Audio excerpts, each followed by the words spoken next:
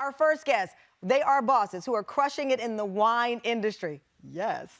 Now, according, though, to Wine Vines Analytics, there are 11,546 wineries in the United States, with 43% of them being located in California. In data from 2020, it shows that only 14% of those California wineries had female head winemakers, and less than 1% Black-owned. Our co-founders of McBride Sisters Wine Company, Robin and Andrèa McBride, are in a league of their own. Together, they have created the largest all-women-founded and Black-owned wine company in the United States. Tam Fam, let's kick it off with these lady bosses, Robin and Andrèa McBride. Come on out,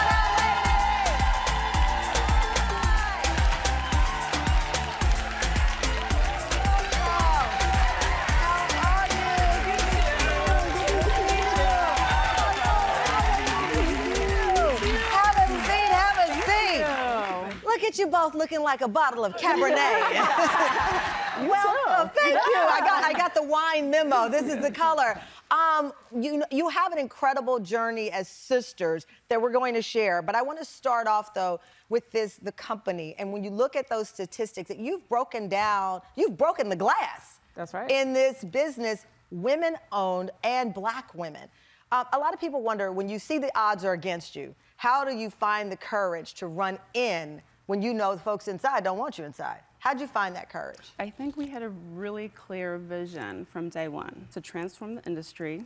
Yeah. It was to lead by example and to cultivate our community, which we felt like wasn't being seen. Yeah. One delicious glass of wine at a time. One delicious, I'll take that drink. I'll take that.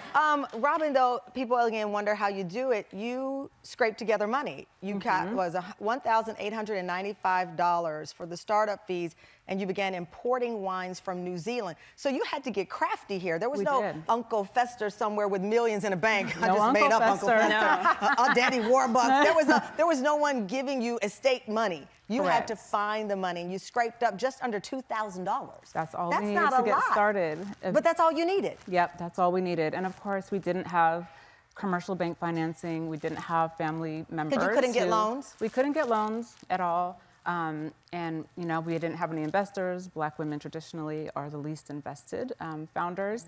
And me and my sister looked at each other and said, well, we're going to do this. So we're going to have to figure out how to do it on our own. And we did. We saved up $1,895 to get our first license, which allowed us to import our very first pallet of wine that we then hand sold in California, door to door, knocking on doors. Because I've been gifted your wine many times, oh, right? Really? Yes, many Awesome. times.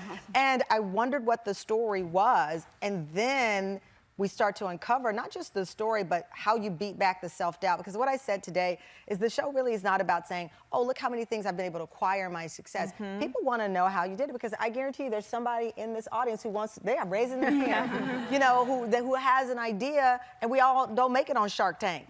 We got to figure out how to make these businesses work. I know that as of June 2023, 86.5% of your employees are women. Yes. That's right. Including your head winemaker, shout out Amy Butler. Yes. And 58% of the people who work there are people of color. More than half. That's right. These are not just numbers. These aren't people you are plugging in to be able to get an applause from the audience. You know that that's your strength, that's your weapon, having this diverse range of employees. Absolutely. I think the big reason why we're able to do that is that we don't place ourselves above our purpose. And we've really utilized community, and we've attracted people to be able to come in and drive this mission forward together. So one of the things I said at the beginning of the show, because we have a lot of men in our audience, I never want anyone to feel alienated from a conversation. I wouldn't be here in this seat were it not for the dad God meant for me to have, who served in the Army for 30 years. Coming up, a man who played an instrumental role in their lives and their stories. Wait until you hear this twist. Get ready, get a glass of wine, whatever you need, because this one is for the record books after the break.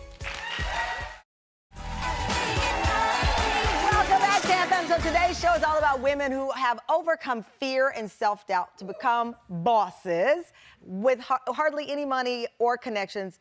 Sisters Andrèa and Robin McBride have built the largest all-women founded and Black-owned wine company in the United States. Their personal backstory is absolutely extraordinary as their professional one, straight out of the show. Remember Sister, Sister? Yeah. Take a look at their story.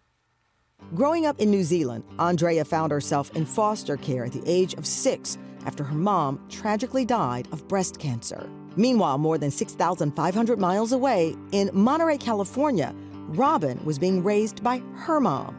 Both unaware the other existed, their journey to finding each other began in 1996 when their estranged father reached out to Andrèa with a bombshell.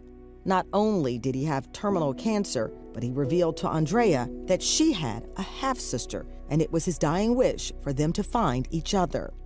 Determined to fulfill her late father's wish, Andrea's newly extended family wrote letters to every Robin McBride they could find, until, after an exhaustive 3-year search, the right Robin responded. The sisters, who were then 25 and 16, spoke on the phone for the first time, while Andrèa was coincidentally in the States, so the two of them made plans to meet in New York City the very next day. As the two got to know one another, they quickly discovered they both had an entrepreneurial spirit and a shared love of wine, a winning combination which led them to become business trailblazers. Listen, I read the story, and every time I hear it, I'm ready to sob. First of all, as I said before the commercial break, this is about female bosses, but it was the request of your dad that you find each other. Take me back to LaGuardia Airport when you first lay eyes on one another after talking. It was a life-changing moment for sure. So for me, I had just found out that I had a sister. Andrèa at that point had known about me for a few years. And I had just found out literally like the day before, a day and a half before we decided to meet. And when we did meet, there was a lot of unknowns. I think we were both very anxious and a little nervous about what this woman was gonna be like. And but as soon as we laid eyes on each other, we recognized each other as sisters.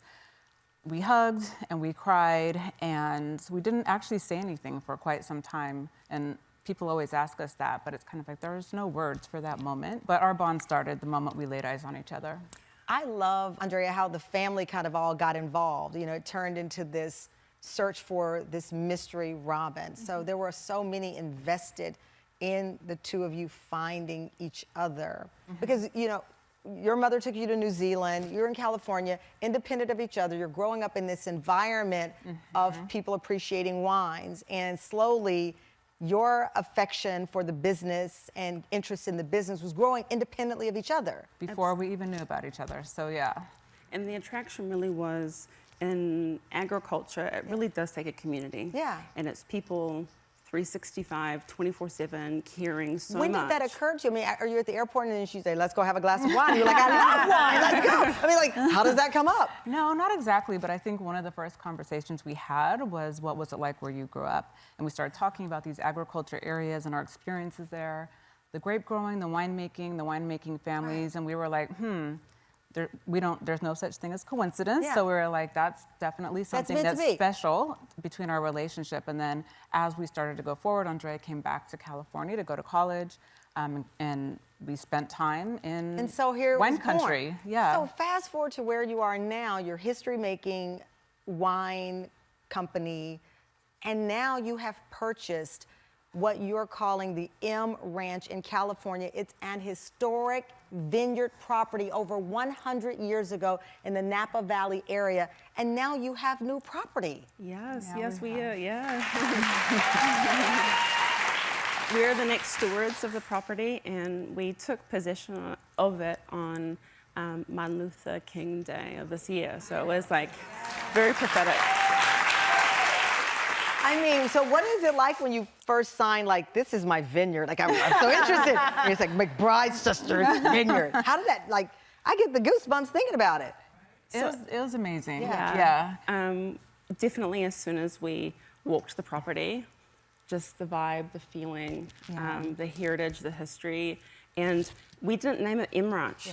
That's It was the original already name. named M Ranch. What? Yes. So we knew it had to be ours. The M Ranch was already called the M Ranch, and your last name is McBride. Yes. That's right. I can't take all the coincidences. I cannot. Well, it was meant to be. It was meant to be. Congratulations, Thank you so Andrèa, Robin. What beautiful stories.